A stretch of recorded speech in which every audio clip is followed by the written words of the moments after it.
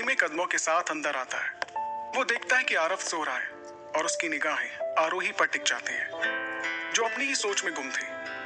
मिहिर अपने हाथ में पकड़े हुए बैग को टेबल पर रखता है। वो आरोही के साइड में जाकर बैठ जाता है और आरोही को देखकर समझने की कोशिश करने लगता है कि आरोही किस बात के लिए इतना परेशान हो रही है। तभी आरोही को एहसास होता है कि उसे कोई घूर रहा है। फिर वो अपने साइड में बैठे हुए मिहिर को देखकर चौंक जाती है। आरोही कहती है, आप यहाँ कब आए? मिहिर कहता है, तुमने खाना खाया? आरोही मन ही मन कहती है, ये शैतान हमेशा सवाल के ऊपर सवाल क्यों करता है, सड़ू कहीं का। आरोही कहती है, ना। वो कुछ सोचती है और कहती है, हाँ मैंने खाना खा लिया। मिहिर आरोही को घूर कर देखता है। उसको समझ आ रहा था कि आरोही उससे झूठ बोल रही है। वो खुद को बहुत चालाक समझती है क्या?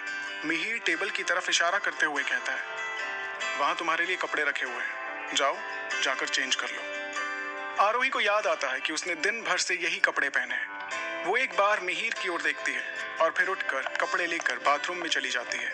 आरोही बाहर आती है तो देखती है कि टेबल में कई सारे खाने के बॉक्स रखे हैं। आरोही खाने को देखकर मुंह बनाने लगी थी।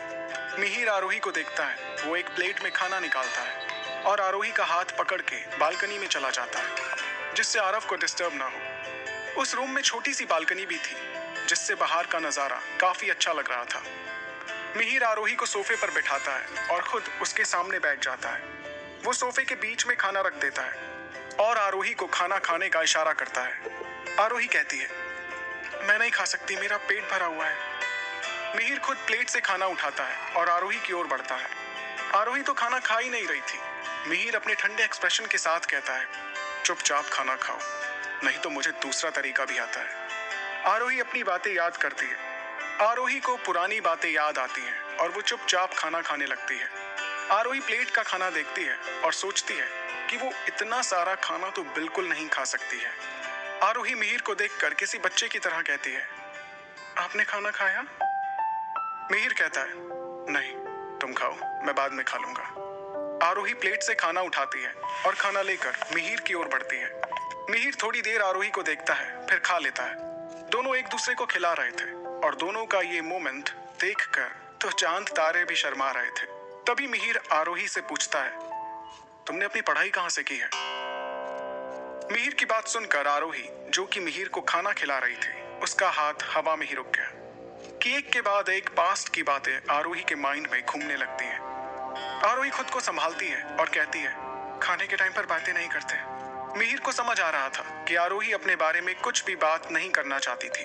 मिहिर चुपचाप आरोही के हाथ से खाना खाने लगता है और कुछ ही मिनट में प्लेट खाली हो जाती है। आरोही कहती है, मैं प्लेट अंदर रख के आती हूँ। इतना कहकर वो अंदर जाती है। वो प्लेट टेबल पर रखकर सीधे बाथरूम की ओर चल देती है। आरोही की आंखें आंसुओं से भर गई थी। वो जल्दी से अपना चेहरा धोने लगती है और खुद को रिलैक्स करने लगती है। दूसरी ओर मिहिर यही सोच रहा था कि आरोही के साथ आखिर ऐसा हुआ क्या है। उसको जब भी मिहिर कुछ पूछता वो बताती नहीं थी और उसके असिस्टेंट विजय ने कहा था कि उसकी बुआ आरव और आरोही को किसी से बचा रही है। मिहिर ने आरोही के पास्ट के बारे में भी पता करने की कोशिश की, लेकिन उसे कुछ पता नहीं चला। उसे सिर्फ 1 साल पहले की बात पता चल पाई थी कि दिल्ली में रहने से पहले आरोही और उसकी फैमिली कोलकाता में रह रहे थे। वहीं आरोही खुद को रिलैक्स करती है और बाथरूम से बाहर आ जाती है। वो बालकनी में आती है। मिहिर अपनी नजरें उठाकर आरोही को देखता है। आरोही कहती है, काफी रात हो चुकी है, अब आपको घर चले जाना चाहिए। मिहिर कहता है, मैं यहीं रहूंगा तुम्हारे साथ। आरोही कहती है, आप थक गए होंगे, आपको घर चले। मिहिर बीच में ही कहता है, मैंने कहा ना, मैं यहीं रहूंगा। मिहिर आरोही को एक पल के लिए भी अकेला नहीं छोड़ना चाहता था। आरोही भी आगे कुछ नहीं बोल पाती। मिहिर आरोही का हाथ पकड़कर अपने पास बिठा लेता है। दोनों आसमान की ओर देखने लगते हैं, पर कोई कुछ भी नहीं बोल रहा था। मिहिर अपना सर आरोही के कंधे पर रख देता है और उसका हाथ थाम लेता है। आरोही को भी मिहिर के साथ सुकून सा मिलता था। दोनों एक दूसरे के ऊपर सर रखकर ऐसे ही सो जाते हैं। दूसरी सुबह मुंबई में निष्ठा करीब 6 बजे सोकर उठती है और अपने आसपास देखती है। उसे माहिर कहीं नहीं दिखता। फाइनली वो राक्षस जा चुका था। निष्ठा जल्दी से तैयार हो जाती है। वो सुबह ही तेजस के घर जाकर उससे मिल लेना चाहती थी। आज उसे अग्निहोत्री कॉर्पोरेशन जाना था और वो दिन भर माहिर के साथ रहने वाली थी। उसे तेजस से मिलने का बिल्कुल भी टाइम नहीं मिलता। निष्ठा 8 बजे अपने घर से तेजस के लिए बनाया हुआ केक लेकर सीधे तेजस के अपार्टमेंट में जा रही थी। उसने कैब बुक किया था और उसे बार बार माहिर की कही हुई बातें याद आ रही थी। निष्ठा इन सब बातों से अनजान थी कि माहिर ने उस पर नजर रखने के लिए आदमी लगा रखे थे, जो पल पल निष्ठा की खबर माहिर को देते थे। कुछ देर में निष्ठा तेजस के अपार्टमेंट में पहुंच गई। वहीं माहिर को खबर मिलती है कि निष्ठा तेजस के पास गई है।